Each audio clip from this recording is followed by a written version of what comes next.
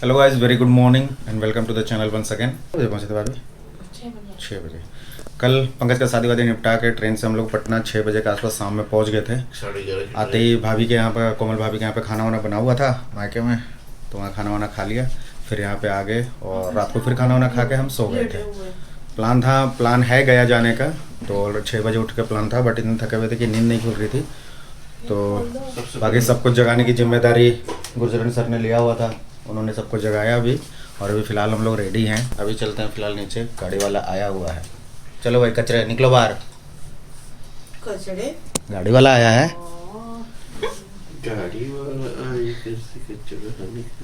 पंकज के शादी की खुमारी अभी तक उतरी नहीं है।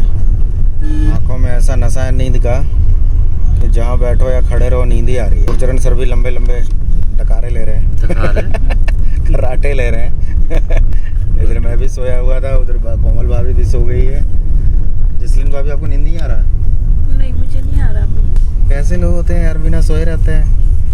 भाभी बाबू भाभी बाबू तू बता। मैं तो ठीक हूँ, बस मैं एक बार जग जाता हूँ, बस जग गया, बीच में नहीं सोता। गुरचरण सर जो है ना, लंबी लंबी खराटे मारेंगे, और आपने अगर टोक दिया कि सो रहे थे आप, बोले नहीं मैं तो ऐसे बैठा था। वो क्या मैं तो बात देख कर रहा दिया था।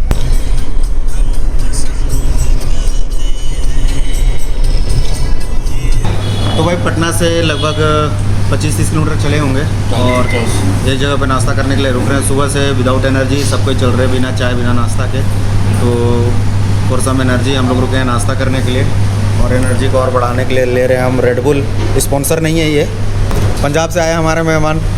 सोच रहे थे गोभी पराठा, आलू पराठा, मूली पराठा कुछ तो मिलेगा। यहाँ पराठा और दही नहीं है भाई साहब, चलेगा? नई जगह पे आके नया चीज़ ट्राई करो, है कि नहीं? चलो खाते हैं, फिर जल्दी निकलेंगे। लेट हो जाने से धूप बढ़ जाएगी तो घूमने में भी मज़ा नहीं आएगा। तो अच्छा रहा, एक नाश्ता ब्रेक हो गया। नाश्ता तो दिखाई दिया था क्या क्या खाया हमने। बाकी एक थोड़ी बहुत एनर्जी आ गई, थोड़ी बहुत क्या ठीक ठाक एनर्जी आ गई।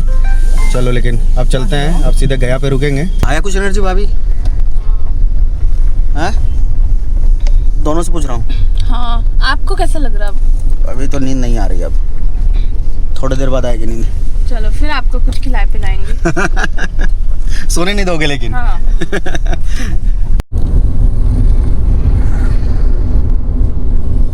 भैया सो रहे हैं। आइए देख लीजिए, हो जाएगा रिकॉर्ड।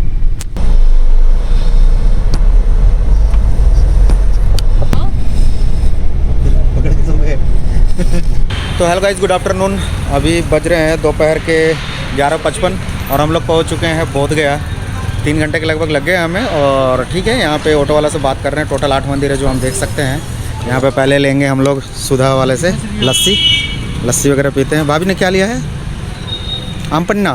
ठीक है, बाकी पीते हैं लस्सी, और लस्सी पीने के बाद अगर देखते हैं जो भी प्लान बने वो आगे अपडेट करते हैं। बेसिकली 8 ही है यहाँ पर मंदिर। हाँ, बांग्लादेश हो गया, थाईलैंड हो गया, अलग अलग जापानीज़ हो गया।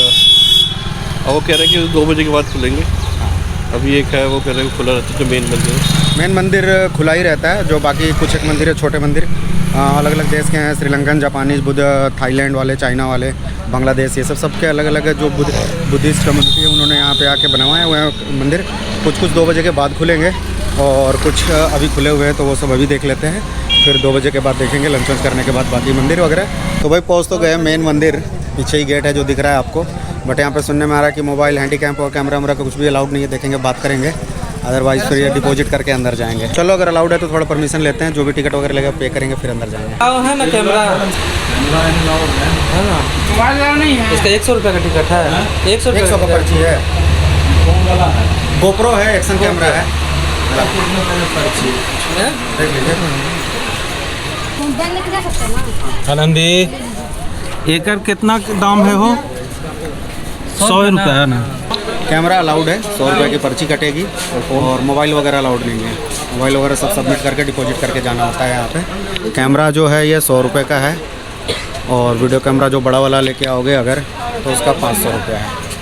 स्थान जो देख रहे हैं सर, हाँ, ये मंदिर का बंगला, सर हम लोग डायग्राम उसके एक साल बाद है, एरिया नक्शा बना हुआ है, जिसके अंदर में सारे कैंप सब में आए, मतलब 7 पॉइंट आपको मिलेंगे देखने के लिए। भगवान जो बुद्ध थे, ये देख रहे हैं ना, बोधि ट्री, इसी स्थान पर ज्ञान को प्राप्त किए थे सर। इसके अलावा ज्ञान प्राप्ति के बाद 6 सप्ताह और भी इस जगह पर बिताए हैं, जो टोटल 7 सप्ताह मतलब 7 पॉइंट के नाम से जाना जाता है, मतलब 49 डेज भगवान बुद्ध इसी स्थान पर रुके थे सर।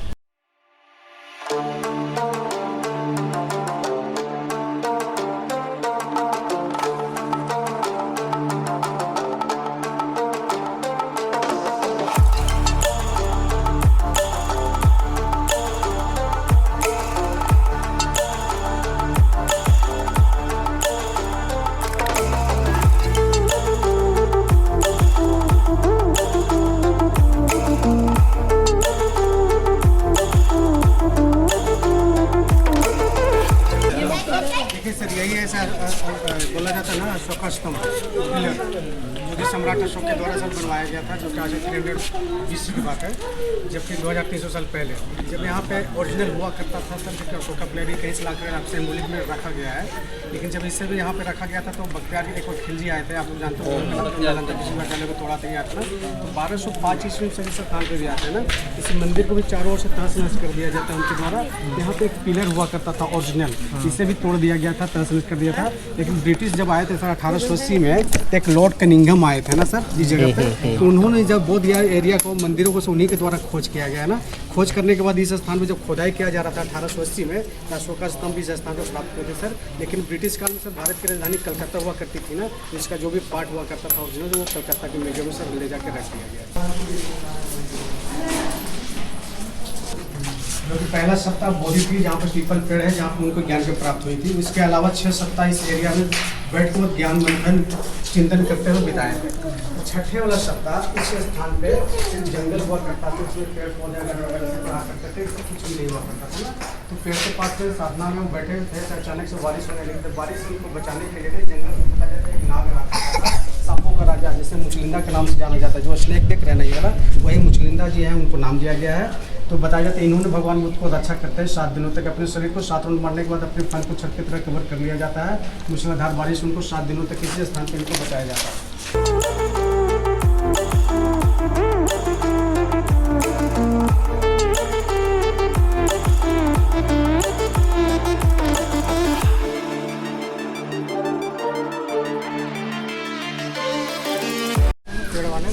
इस पेड़ का नाम है राजा यतना। ये एक जंगली पेड़ सर भारतवर्ष में अभी नहीं पाया जाता ना, इसे बर्मा देश से ला करके अभी लगाया गया ना। तो पता चलता है कि सर जब इसी प्रजाति का एक पेड़ हुआ करता था बुद्ध काल में, जब भगवान बुद्ध थे ना, तो 7वें वाला सप्ताह इसी जगह पर आके पेड़ के पास में साधना में जो बैठे हुए थे।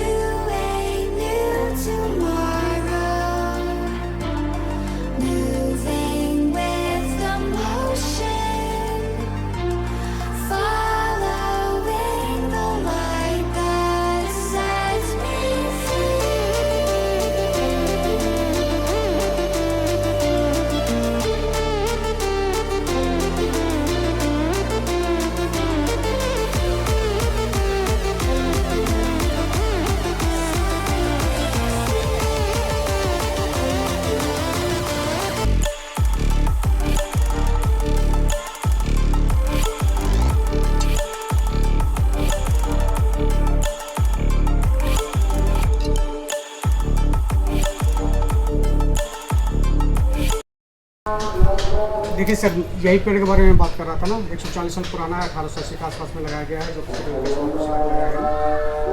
मंडप देख रहे हैं आप, प्लेटफॉर्म पर देख रहे हैं, जहाँ पे भगवान जी बैठे थे, वही स्थान पर उनको ज्ञान की प्राप्ति हुई थी। उसी को वज्रासन के नाम से जाना जाता है, ड्रैगन थ्रोन से, वो स्थान। अच्छा, जो मंडप है, हाँ, दिखेगा तो नहीं यहाँ से। ये जो मंडप है यहीं पे भगवान बुद्ध बैठे थे, माना जाता है कि यहीं पे उनको ज्ञान की प्राप्ति हुई थी। यहीं पे वज्रासन क्या बोलते हैं, वज्रासन स्थली ना? हाँ वो ले लिया। कितना साल पुराना बताया इस पेड़ को? ये सर 140 साल पुराना। 140 साल पुराना और 4th जनरेशन का पीपल पेड़ है। जी सर, श्रीलंका से वापस ला करके यहाँ पे लगाया गया है। अच्छा। इसी स्थान से श्रीलंका गया था, श्रीलंका से फिर वापस लाया गया ना। 300 BC में गया था श्रीलंका। श्रीलंका गया था, श्रीलंका से वो लेके जो अंग्रेज थे वो लेके आए थे, एक यहाँ पे लगाए और एक सारनाथ में लगाए। जी शरणाम गच्छामि संगम शरणाम गच्छामि। है ना, इस स्थान पे भगवान बुद्ध तीसरे वाला सप्ताह बिताते हैं, जिसे वॉक मेडिटेशन के नाम से जाना जाता है। भगवान बुद्ध इसी जगह पे चलक्रमणा करते हुए, टहला करते थे, आना जाना करते हुए, मंथन करते हुए, विचार करते हुए 7 दिनों तक बिताए थे सर। इसलिए जो पत्थर देख रहे हैं, पत्थर के ऊपर में कमल का फूल बनाया गया है, जो सम्राट अशोक के द्वारा उस काल में बनवाया गया था, जो कि अभी 2300 साल पुराना है। ये टोटल 19 पीस हुआ करता था, लेकिन इसे भी बख्तियार खिलजी के द्वारा सारा एरिया को तोड़ देते, तहस नहस कर देने। यही 1000 साल पुराना स्टैचू है सर, जो कि महिपाल के द्वारा, राजा के द्वारा बनाया गया था। 7 फीट के है, काले पत्थर के ऊपर में सोने का लेप बनाया गया ना। माथे में देखेंगे हीरा होगा, हाथ में देखेंगे क्रिस्टल होगा, जो कि सारे उनको दान में दिया गया है।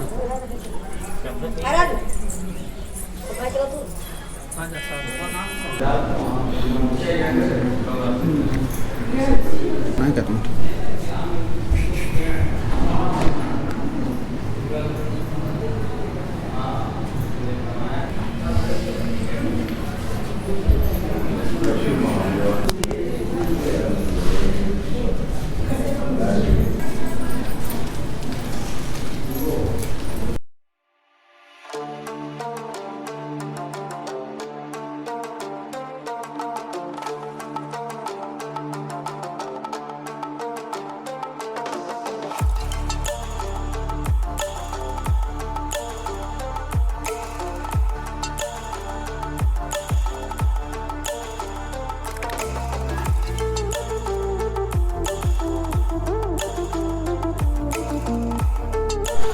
ये जो भगवान बुद्ध के सिंबॉलिक चरण पादुकाएं बनाई गई हैं, ओरिजिनल में इतना बड़ा नहीं था, लेकिन मतलब सिंबॉलिक बनाया गया है ये।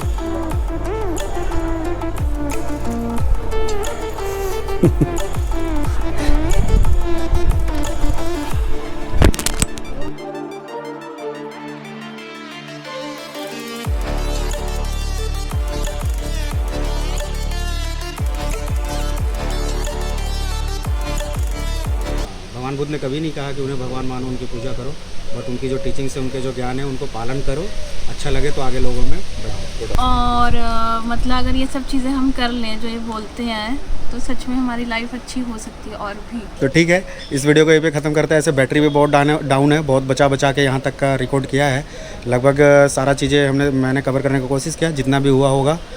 तो आए कभी यहाँ पे, बहुत ही अच्छा यहाँ पे, मतलब बहुत अच्छा डेवलपमेंट किया गया। 100% में से 1% ही रह गए हैं जो हिस्ट्री से बिलोंगिंग्स हैं, जो बहुत ही गलत चीज़ कह सकते हैं एक तरह से। जैसे कि 1947 में पाकिस्तान में हिंदू थे 20% था, और इस टाइम 1% है।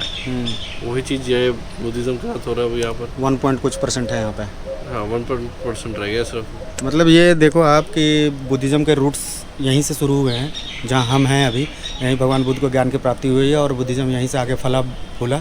और लगभग पूरे वर्ल्ड में 27 ऐसे देश हैं जो बुद्धिज़्म को फॉलो करते हैं, और जहाँ से ये निकला हमारे भारत से, वहाँ पर सिर्फ 1% ही फॉलो करने वाले लोग हैं। लेकिन जो विचार है उनको तो ज़रूर फॉलो करो, मैं भी कोशिश करूँगा। हाँ सर, हम भी कोशिश करेंगे। आप भी करोगे ना?